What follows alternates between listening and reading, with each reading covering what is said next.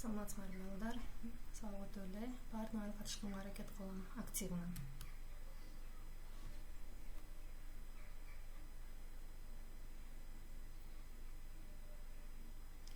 Бүгүн өтө турган темабыз грамматика боюнча түшүндүрүп кетем. Грамматика дейт. Биринчи сөздү окуйм.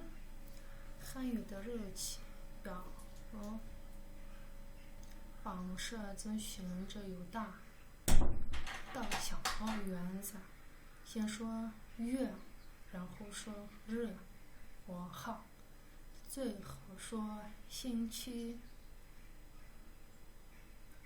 Буга эмне деп которулат? Кытай тилинде күндөрдө чоңунан кичинесине карай айтышат. Биринчи айды айтат кытайлар. Сентябрь, октябрь, ноябрь деп. Андан кийин күндү айтат. Кайсыл күн? Же число деп коет, күн число. Айды, числону акырына жума айтылат. 口语一般说号. Оз эки тилинде кытайлар негизи числону айтышат биринчи. Мисалдарды карайбыз. Биринчи мисалды карайбыз. 九 сан. Бул жерге кайсыларды биринчи колдонобуз? Айды, күндү, жуманы кайсыл иероглифти биринчи колдонобуз? Ким билет?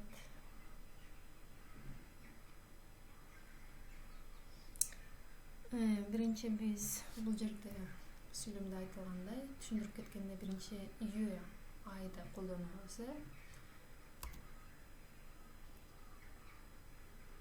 Биринчи үй келди. 九月 деген бул сентябрь деп билет, 9 ай.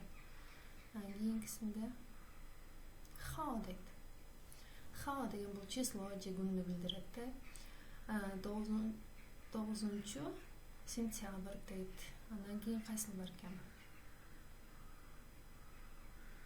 Шинчи бул жума. Биринчи ай айтылат, экинчи күн же число, биздин тилде айтканда число дейт. Акырында жума.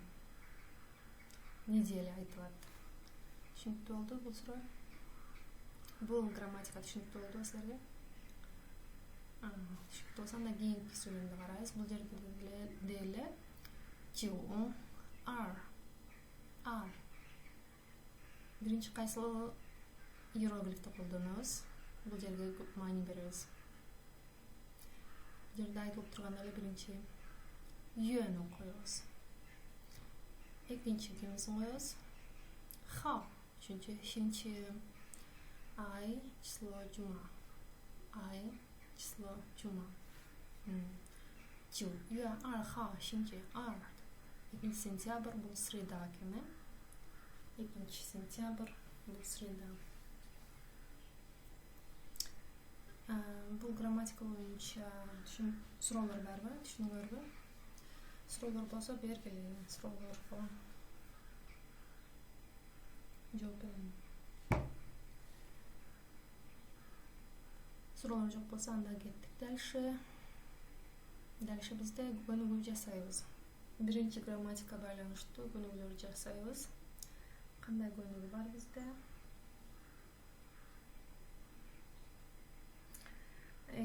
Бул жерде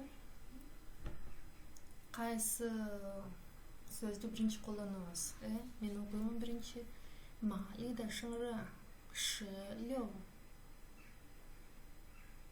Там бир сөз окуйм кытайчасын.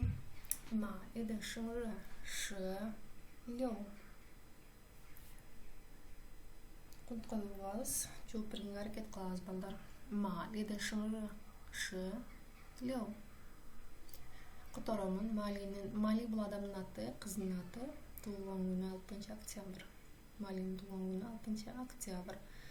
Котормосу эле бизге түшүнүктүү болгондо, кытайча бул октябрда кантип айтабыз? Числону кантип айтабыз? Ким билет, кимдин эсинде калды? Биринчисинде Ayda aytat ekенбиз туура. Экинчисинде ха. Ben bir жолу сүйлөмдү толук окуймун.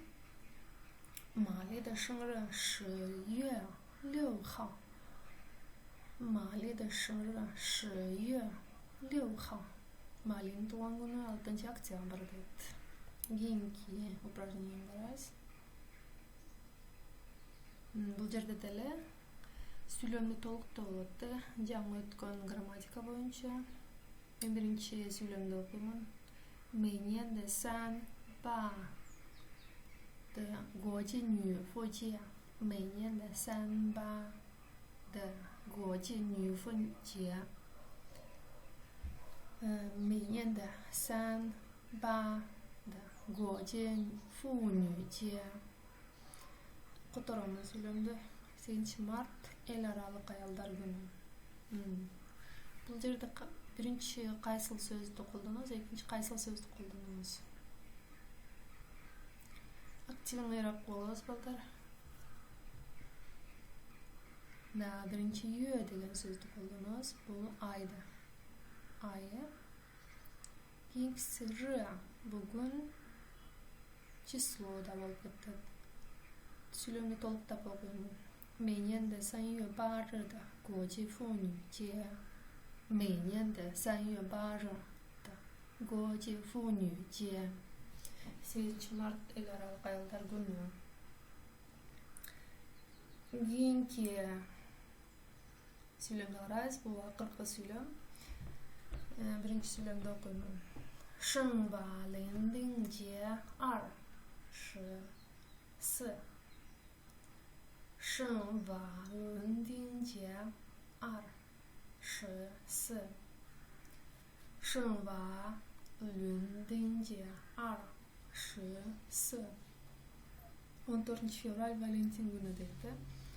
14 fevral Valentin günü. Бұл жерде сүйлөм толуктайбыз. Биринчи кайсыл иероглифтер колдонулат? Активно катышканга аракет кылабыз.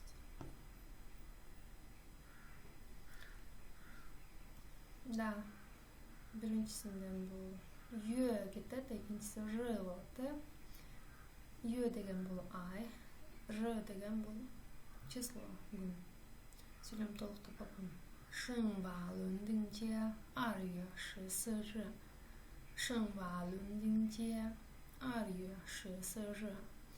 14 fevral Valentin günü. Кийинки грамматикага көңүл бурабыз.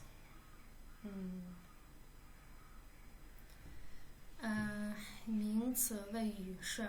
Вэй ю部分有名字姓成重当的句子，一般用于表达年龄、时间、日期等。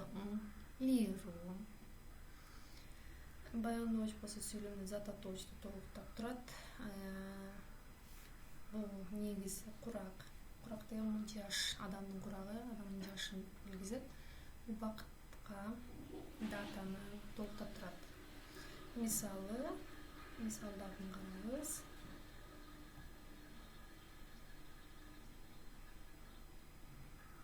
Биринчи мисалга көңүл бурабыз. 我的汉语老师33岁。我的汉语老师33岁了。我的汉语老师33岁了。Кытай мугалими 33 жашта. 33 жашта. Бул жерде адамдын жаш курагын белгилеп атат, толуктап атат. Адамдын жаш курагын белгилеп турат бул жерде толуктап. Кийинки сүйлөмдү карайбыз. 今天9月1号. 今天9月1号. Биринчи грамматикада өткөндөй эле биринчи юөнү колдонобуз бул жерде, айды экинчи хады колдонобуз. Число бул. 今天9月1号. Бул жерде убакытты көрсөтүп турат. Бүгүн 9-1 сентябрь. Бүгүн 1 сентябрь. 明天星期三，明天星期三，明天星期三. Эртең среда. 明天星期三. Бул жерде убакыт мезгилди билгизип турат да.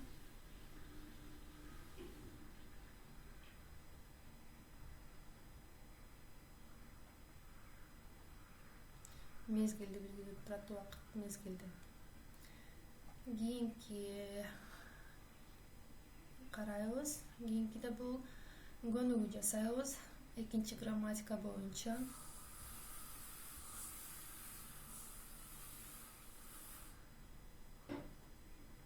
Экинчи грамматика боюнча көнүгүү жасайбыз. Биринчи сүйлөмдү окуйбуз. Малия жине шбасы. Малия жине шбасы. Бул жерге кайсыл затополучту колдонобуз? Малия жинен. Ким билет, ким айтат? Да, шбасы. Бул жерде адамдын жаш курагын билгизип атат. Значит, 18 жаш дегенди колдонобуз, жаш курак. Экинчи сүйлөмдү карайбыз.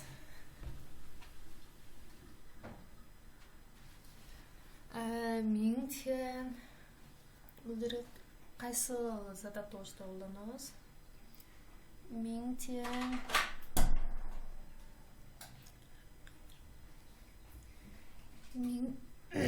Миңтен. Бул жерде биз биринчи кайсыл сөздү колдонобуз? Ким билет?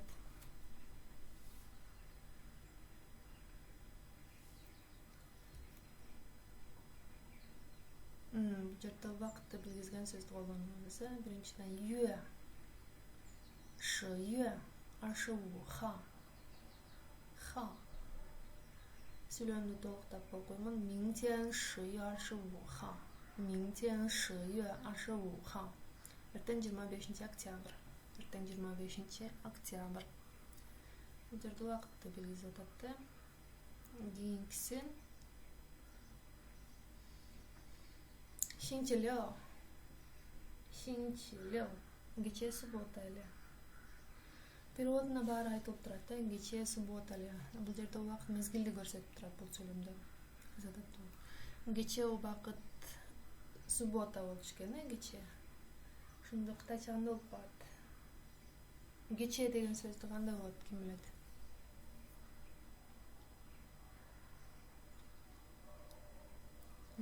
Зотен болот, да? Мен сүйлөмдү толуктап окуйм. 昨天星期六。昨天星期六。